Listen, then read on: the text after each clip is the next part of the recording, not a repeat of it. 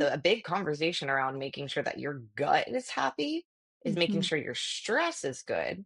That's And right. again, if you are not eating enough Mm. and things are not good, then your body will become stressed. That gut brain axis is going to lead to degradation of that gut lining. Let's talk about the gut, and talk about more about nutrition. So, in your practice now, this is a major part of what you do to support your clients. What are some of the kind of nutritional deficiencies that you're seeing within women that Mhm. disrupt hormone balance? And then we can get into more of how the gut plays a role in that.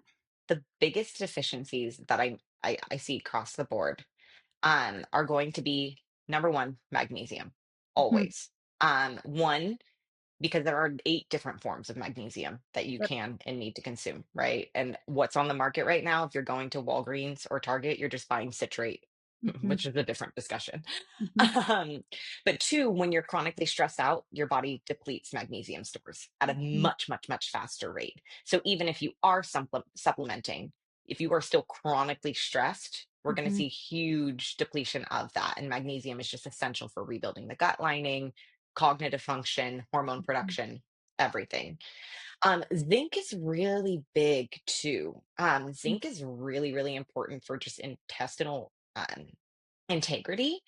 However, from a hormonal perspective, and again, I think this is really overlooked in women, it's zinc is essential for testosterone production. And kind of looping it back to our conversation about ovulation. If you don't have ample levels of testosterone, you don't ovulate. So making sure that you have enough zinc to make sure that your intestinal lining, your tight junctions are secure, things good to go.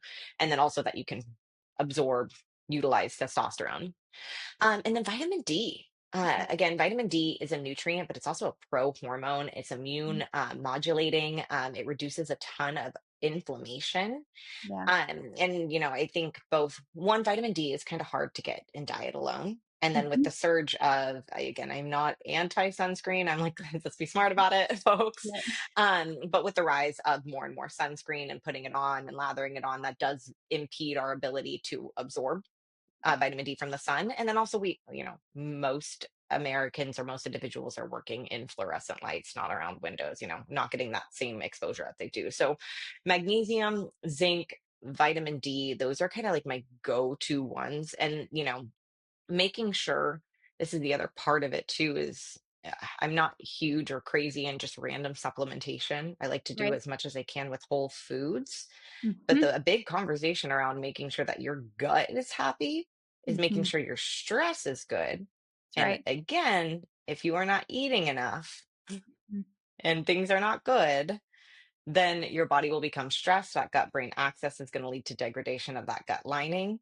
Mhm. And then all of a sudden, even if you are taking all the supplements in the world, all the probiotics in the world, you're That's still right. not having a healthy, viable gut because your That's body's right. not getting enough nourishment.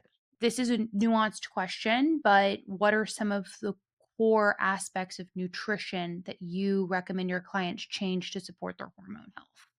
So, first and foremost, you have to be eating every 3 hours, right? Mhm. And I don't like, maybe let's say 3 to 5, because Mhm. I don't love absolutes because I do believe there is a lot Yeah. of bioindividuality, a lot of things Yep. that go on, right? But if you're eating every 3 to 5 hours, one, that's going to help you get to a point where you are consuming enough for your body Mhm. to feel safe. It's going to help modulate or regulate your cortisol levels, your blood sugar, right? Because Mhm. when you miss a ton of meals and your body starts to recognize blood sugar's too low, all of a Mhm. sudden cortisol spikes to try to rise that blood sugar. And that's where we see a lot of these blood sugar crashes, highs and Mhm. lows. That's where we also start to see insulin dysfunction too, is because blood sugar remains chronically elevated because of cortisol. And then your cells become less responsive to it. Um, so eating every 3 to 5 hours, super critical. I am a huge, huge proponent of eating about 1 gram of protein per ideal body weight Mhm. for your goal for the day. And Mhm. there is a ton of variability to this, again, with RDAs, or you might have individuals who do have different needs given medical conditions, right? So this is not 100% black or white. But for Mhm. your average girly who is trying to balance hormones, looking to get 1 gram of protein per ideal or optimal, you know, goal weight, right? So for myself, I try to eat about 120 to 135 grams of protein, Yep. and that varies across my cycle.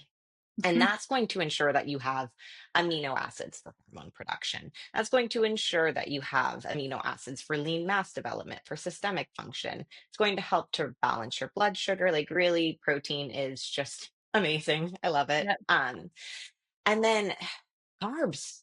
Gosh, eat carbs. So, like, people laugh at me now because they think I'm just like carb queen over here. Because I'm like, I eat 283 grams of carbs a day, which is almost an What are the best and healthiest sources of carbs? ooh, I'm gonna challenge you on that one because I firmly believe that every food has the power to be a superfood if you know how to use it Mhm. correctly. So Yeah. I even say, like, again, if you have really good metabolic flexibility and you know how to Mhm. train properly, you'll catch me eating candy right before a big lift. So I'm Interesting. never gonna say it's the healthiest form of carbs. 'Kay. But however, in that full picture, if you're trying to put all these puzzle pieces together for Mhm. your diet, for just optimal health, if Mhm. you're trying to consume like carbohydrates from fruits, Yep. one, amazing, because you're going to get a lot of micronutrients. You can Mhm. time your fruit intake to your hormone cycle to help support that. Also, that's going to pair with a lot of fiber, which is going to be Mhm. really good for your gut health. Also choosing, there's a lot more research on how um, the term glycemic index load isn't necessarily appropriate now. So I even Mhm. try to stay away from it. But again, choosing foods, if you're not super active or if you're not working out a ton, choosing foods that might have a lower reactivity for your blood sugar. So those are called like Mhm. low glycemic foods. So like oats, rice, sweet potato, even some potatoes are totally fine for individuals. Things that are going to provide you a lot of micronutrients, Mhm. help you feel satiated, help to make sure that that bolus is properly moving through your gut so there's Mhm. not any erratic. And then, of course, I don't even count vegetables as carbs, right? Vegetables Yeah. are free game. So you hear some people say like, oh, eating starchy vegetables, like, no, like, to me they're not they're not carbs. Like, Yeah. those are a completely different thing. But there's so much carb fear Mhm. in women. And Mhm. so, in that going back to that original question, if you're eating every 3 to 5 hours, if you're prioritizing your proteins, I always say my plate looks like a protein, a carb, a phase fruit or veggie, right? That Mhm. is like how simple I make all of my meals. And you can copy paste that formula to breakfast, lunch, dinner, snacks, all in Yep. between, and you find that all of a sudden cravings are gone, you feel good, your Yeah. symptoms are gone because you're nourishing your body. That's right. A lot of women still don't understand. They've heard gut health is important, gut health is Mhm. necessary, but they don't understand the connection between the gut and the hormones. So, if you could just walk through the importance of how the gut and the hormones are connected, that would be awesome. Absolutely.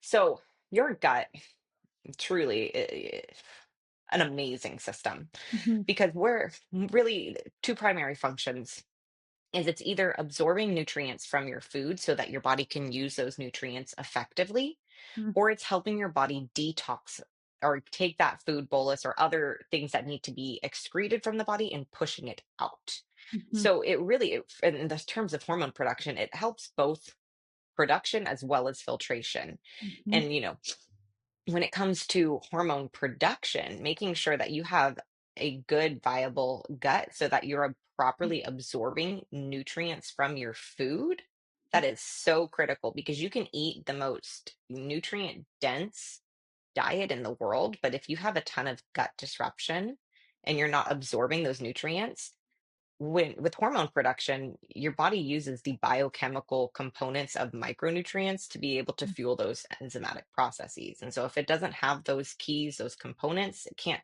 do those processes. So I see a lot of women who live in this space of they're eating like really healthy or clean, but not necessarily Mhm. eating enough. So a lot of that gut disruption leads to low nutrient absorption. And so that's a problem. But then Mhm. on the other side, your gut bacteria, your gut biome, they influence serotonin production, dopamine, and then there's even a subset of your gut bacteria called the estroblome, Yep. which help to regulate and moderate, estrogen filtration out of your body. Mm, And for women, this is super critical because I'm seeing it more and more commonly now, at least with the handful of clients that I'm getting, yeah. like at this certain particular set of time where it's individuals who have maybe not even enough active estrogen in their body, Mhm. but they're showing a ton of signs of estrogen dominance Right. because the gut is so disrupted that Yeah. there's estrogen production. It's not leaving via the gut, it's getting stored in your cells, your fat tissues. Yeah. And then I always say it's kind of like a storage bin. Mhm. When your fat cells hold estrogen and they also create their own form of estrogen.